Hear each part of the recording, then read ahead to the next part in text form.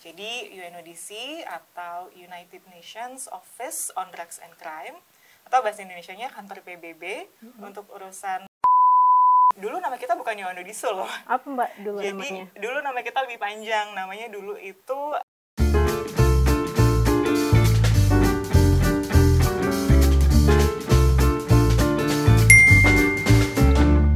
Halo sahabat pemasyarakatan, kembali lagi bersama saya Pravitea dalam Voice of Corrections. Let's talk about corrections. Nah, ngomongin soal penjara atau pemasyarakatan di Indonesia, pasti yang terbayang adalah tentang para pelanggar hukum dan juga jenis-jenis tindak pidananya. Yang pertama kali ada di pikiran kita adalah betapa kerasnya kehidupan di dalam penjara itu sebagai salah satu bentuk upaya pemberian efek jera untuk para pelanggar hukum.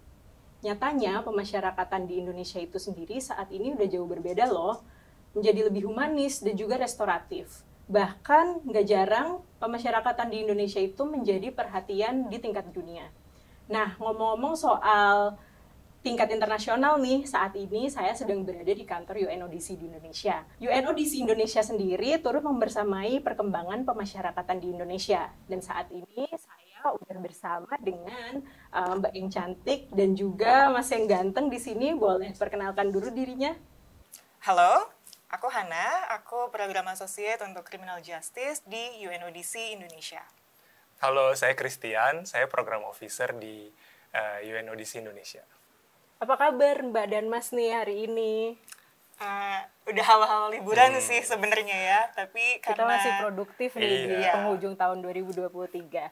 Oke, sebelum kita mulai nih di pembahasan kita yang bakalan seru banget nih hari ini, boleh dong kenalin dulu nih ke sahabat pemasyarakatan yang pada nonton nih ya. Sebenarnya UNODC itu organisasi apa sih? Oke, mungkin hari ini kita sedikit belajar sejarah ya, sedikit aja, nggak banyak. Jadi agak mundur sedikit ke gambaran lebih besarnya. United Nations atau Perserikatan Bangsa-Bangsa, atau kita singkatnya UN mungkin ya. UN itu sebenarnya awalnya memang dibentuk pada tahun 1945 setelah Perang Dunia Kedua berakhir. Nah, United Nations atau UN sendiri itu memiliki berbagai badan-badan utama atau principal bodies. Di antaranya ada General Assembly, ada Security Council, ada Trusteeship Council, ada Economic and Social Council, kemudian International Court of Justice, dan mungkin yang paling familiar nih ada UN Secretariat. Betul. Nah, UNODC ini di bawahnya UN Secretariat.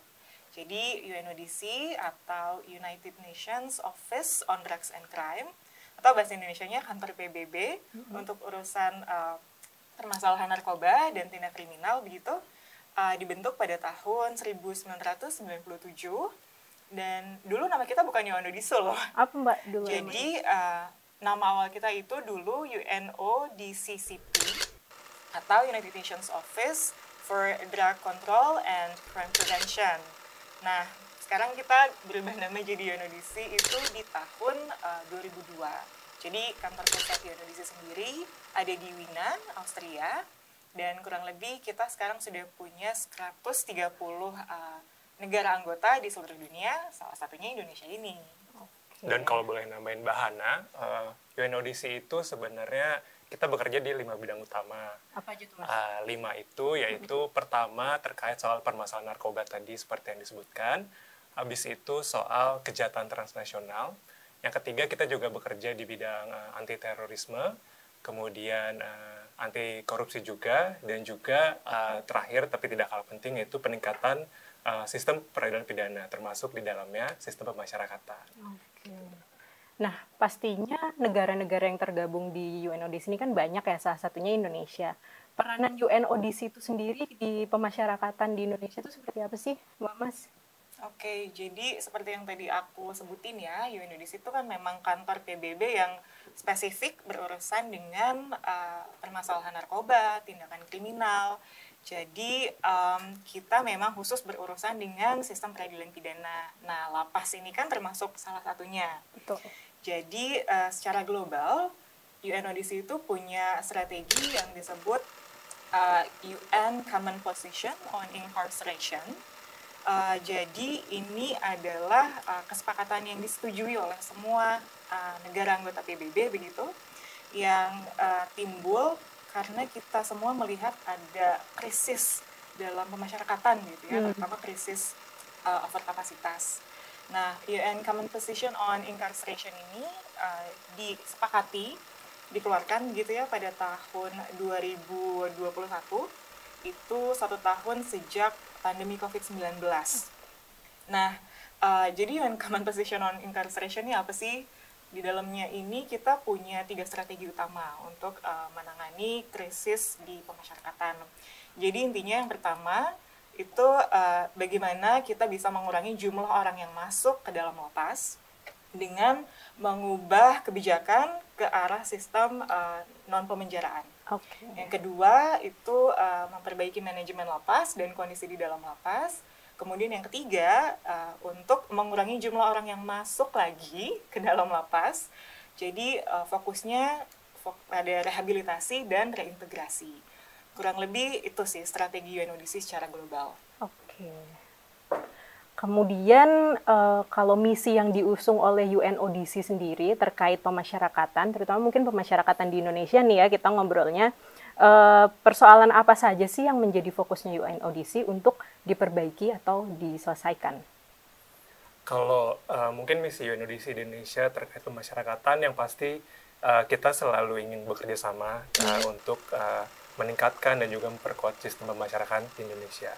Nah, seperti yang Mbak Hana sebutkan tadi, salah satu masalahnya misalnya overkapasitas atau overcrowding, tapi kami juga punya misi untuk mengedepankan beberapa standar-standar internasional yang dimiliki oleh PBB terkait penanganan warga binaan, seperti kalau misalnya pernah mendengar tentang Mandela Rules, kemudian juga ada Bangkok Rules. Nah, itu beberapa contoh aturan yang kita berusaha untuk bekerja sama pemerintah Indonesia untuk bisa implementasikan dengan baik di Indonesia. Gitu. Nah, bentuk-bentuk kerjasamanya kira-kira apa aja tuh Mas? Terutama yang memang sudah dilakukan dan atau sedang berjalan gitu dengan pemasyarakatan di Indonesia, boleh diceritain mungkin? Karena kerjasama UNODC dengan pemerintah Indonesia terkait pemasyarakatan sudah cukup lama, sepertinya sudah sejak 2015 ya Mbak Hana ya. Itu sudah cukup banyak kerjasama yang dilakukan, misalnya seperti kerjasama rekomendasi kebijakan, seperti contohnya misalnya baru-baru ini terkait penyusunan peraturan menteri tentang Litmas dan juga tentang isu-isu lainnya, kemudian juga pelatihan-pelatihan bagi petugas, penyusunan modul, dan juga dukungan-dukungan pemberian bantuan peralatan misalnya untuk mendukung tugas-tugas rekan-rekan petugas pemasyarakatan di lapangan. Oke. Nah, berarti teman-teman petugas pemasyarakatan yang ada di seluruh Indonesia nih boleh banget kalau misalnya ada pertanyaan, drop di kolom section di bawah, nanti bisa langsung kita sampaikan ke Mas Kris dan juga Mbak Hana. Kemudian nih dari tadi kan kita udah bahas tentang overcrowding nih ya, tadi beberapa kali disebutkan. Permasalahan ini tuh sebenarnya cukup klasik ya dihadapi oleh lapas dan rutan yang ada di Indonesia. Gimana UNODC melihat hal ini Mbak? Selain misalnya solusinya adalah dengan membangun lapas dan rutan yang baru, upaya-upaya lain yang bisa dilakukan kira-kira apa ya? Oke, jadi ya sebenarnya secara global tuh kita semua udah mengakui ya bahwa pembangunan lapas baru atau rutan baru begitu ya, itu memang bukan sebuah solusi. Jadi mau sebanyak apapun kita punya lapas atau rutan yang dibangun, tapi kalau sistem peradilan pidananya masih bersifat punitif, masih overkriminalisasi, semuanya masih dikriminalkan, ditangkap, dipenjarakan, semuanya masuk ke penjara. Jadi secara logika udah pasti masalah overcrowding ini nggak bisa terselesaikan gitu ya. Jadi ya sebenarnya dan untungnya kita punya dan untungnya kita sebenarnya punya ada KUHP baru, ada undang-undang pemasyarakatan juga yang tahun lalu disahkan, yang sebenarnya sudah memberikan amanat dan juga memberikan seperti panduan gitu ya Mbak, untuk melakukan pemidanaan alternatif gitu selain pemenjaraan, sehingga tidak semua tindak pidana perlu dijebloskan ke dalam penjara, sehingga ada mungkin tindak pidana tertentu yang bisa diberikan pidana alternatif seperti pidana sosial, pidana pengawasan, dan juga upaya-upaya restoratif justice atau keadilan restoratif yang sehingga harapannya tidak semua tindak pidana perlu dikriminalkan dan dijebloskan ke penjara dan ujung-ujungnya menemui penjara begitu, sehingga upaya-upaya tersebut perlu dikedepankan juga. Sepakat banget, dan ini bisa dibilang keadilan restoratif yang juga saat ini belakangan sudah mulai digencarkan di pemasyarakatan di seluruh Indonesia. Next, kita mau bicara selain overcrowding nih ya, lapas dan rutan, apalagi di Indonesia itu kan rawan banget dengan bencana ya, mau itu bencana alam ataupun bencana non-alam, itu menjadi salah satu momok yang juga dihadapi oleh unit pelaksana teknis pemasyarakatan yang ada di seluruh Indonesia. Kemudian dengan kondisinya yang juga overcrowding, otomatis itu nanti akan menyebabkan dampak yang lebih besar lagi. Kira-kira mitigasi bencana yang tepat, yang baik, yang bisa dilakukan oleh unit pelaksana teknis pemasyarakatan yang di Indonesia itu seperti apa ya? Oke, jadi kalau kita belajar dari pengalaman gempa, likuifaksi di Palu gitu ya, kita jadi sama-sama belajar nih melihat bahwa pada saat penanganan kebencanaan, sayang banget lapas itu seringkali jadi objek yang suka terlupakan gitu dari sistem mitigasi bencana nasional. Jadi saat ini yang kita kedepankan adalah gimana caranya supaya lapas ini bisa diintegrasikan dalam sistem mitigasi bencana nasional, misalnya dengan BNPB, dengan BPBD gitu ya, agar nggak kelupaan nih. Jadi kalau terjadi bencana, penghuni lapas di Indonesia itu kan ada banyak banget ya, seperti yang dari tadi kita bilang, saat ini kurang lebih mungkin sekitar 260 ribuan gitu warga binaan yang ada di lapas dan rutan. Jadi kedepannya kita mau mendorong supaya populasi yang sangat besar ini dan juga sangat penting, ini bisa masuk ke dalam salah satu objek vital dari sistem manajemen mitigasi bencana di Indonesia. Dan kalau boleh flexing dikit Mbak Pravi, sebenarnya UNODC dan Direktorat Jenderal Pemasyarakatan juga sudah bekerja sama menyusun sebuah pedoman mitigasi dan penanganan bencana di UPT Pemasyarakatan, dan pedoman ini sekarang sudah menjadi sebuah Kepditjen. Semoga harapannya ke depan ini bisa mendukung rekan-rekan jajaran di UPT Pemasyarakatan dimanapun di seluruh Indonesia ketika menghadapi bencana alam, mitigasi apa dan penanganan apa yang harus dilakukan. Sudah ada berarti ya? Sudah ada, sudah menjadi Kepditjen. Dan tentunya, ya?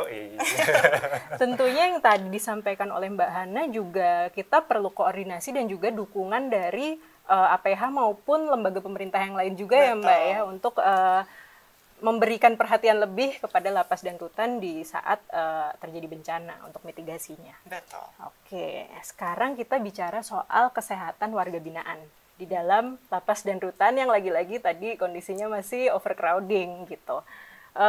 Pandangan UNODC itu sendiri terkait pelayanan kesehatan narapidana di Indonesia itu seperti apa? Terus kira-kira masalahnya tuh apa aja sih, dan mungkin bisa memberikan rekomendasi perbaikan untuk pelayanan kesehatan itu sendiri?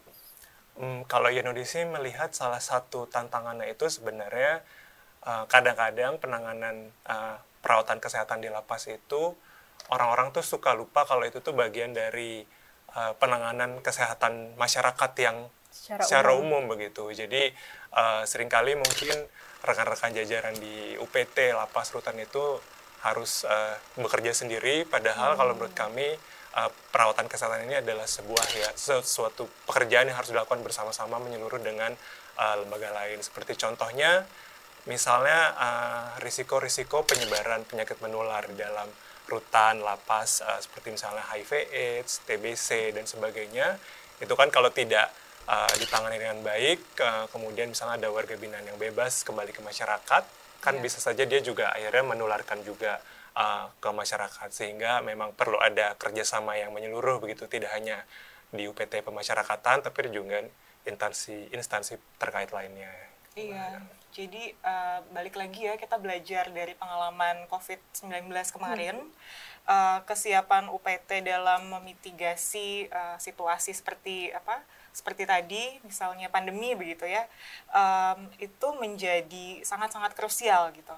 Dan UNODC lagi-lagi kita mau flexing ya Mas ya. UNODC juga sebenarnya selama ini sudah bekerja sama dengan Ditjen Pemasyarakatan.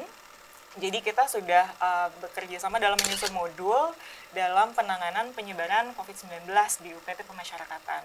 Kedepannya kami harapkan modul ini bisa dioptimalkan dan bermanfaat ya untuk khususnya untuk Ditjen Pemasyarakatan dan UPT Pemasyarakatan gitu. Berarti Mas Mbak ini sering juga ya main ke unit pelaksana teknis pemasyarakatan buat sosialisasi mungkin tentang modul-modul yang udah disusun? Ya, jadi kita keluar masuk lapas. Untungnya nggak kena pasal ya. Untungnya nggak kena pasal. Tapi bukan kriminal. Terus Mas, kunci agar program integrasi dan rehabilitasi narapidana itu bisa dijalankan dengan tepat sasaran dan baik tuh kayak gimana sih? Kalau menurut pandangan UNODC sih, salah satu kuncinya adalah bagaimana menyiapkan program rehabilitasi reintegrasi yang juga sesuai nih dengan misalnya apa yang menjadi kebutuhan dan juga minat, potensi dari warga binaan tersebut gitu. Dan bagaimana program-program disediakan itu bisa memenuhi nih kebutuhan-kebutuhan warga binaan, terutama ketika mereka sudah keluar dari lapas, kembali ke masyarakat, kebutuhan-kebutuhan apa yang bisa dipenuhi melalui program-program tersebut, sehingga bisa membantu para warga binaan ini mandiri kembali di masyarakat, dan juga yang paling penting tidak melakukan pelanggaran hukum kembali gitu. Itu berarti selaras dengan yang tadi di awal sempat disampaikan juga sama Mbak Hana ya, poin ketiga tentang mengurangi tingkat residivisme ya. Iya, betul. Oke, tadi Mbak Hana juga sempat mention tentang terorisme dan kejahatan transnasional. Nah, itu kan menjadi persoalan yang mengancam kedaulatan suatu negara ya Mbak ya.